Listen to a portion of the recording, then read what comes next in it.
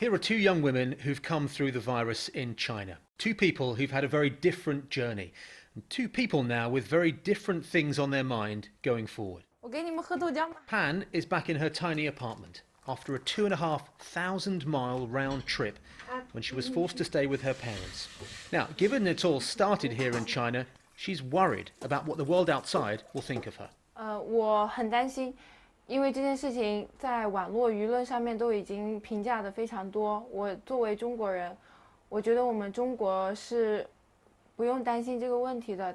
I hope next year I can get a new bar. Before that, though, harassment, hassle, maybe even intimidation. That is what she's worried about. At the start of February, Shanghai was a ghost town, a city of 24 million people, empty. Not now, though. This is what a return to normal looks like. You're feeling cold, right? Despite the rain, Pan is happy these days. Some of her friends never came back to Shanghai. They opted instead for safer government jobs at home. But she's on her way to her new job in a bar restaurant.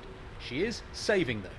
China rejects any accusation that it was slow to react to the outbreak of this virus, and it points to its official death toll, 4,750, as evidence that it won what it called a war against the virus.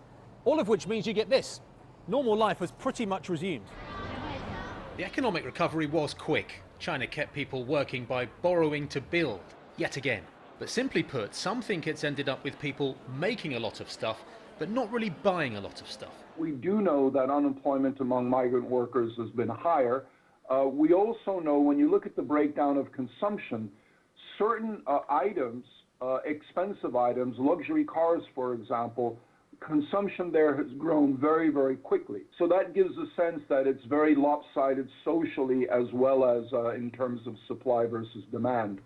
Lopsided or not, business for Jo is good. Once again, people want the custom-made bags that she crafts. She told me she's a patriot. Her mum's in the Communist Party, but she's been doing some soul-searching.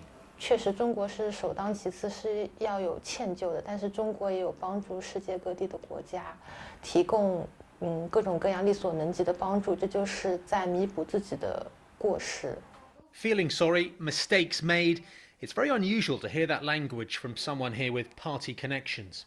Jo was on the front line back in February in a nearby village. She's even got the certificate to prove it. Saying sorry, though, is not something she thinks China's leader can do. 作为我们这些普通人，我们是觉得有歉意的，所以作为我们普通的老百姓来说，我们是深怀愧疚的。但是领导人他们可能不能说，或者有其他的原因。And as to what those reasons might be, well, she didn't say. Robin Brandt, BBC News, Shanghai.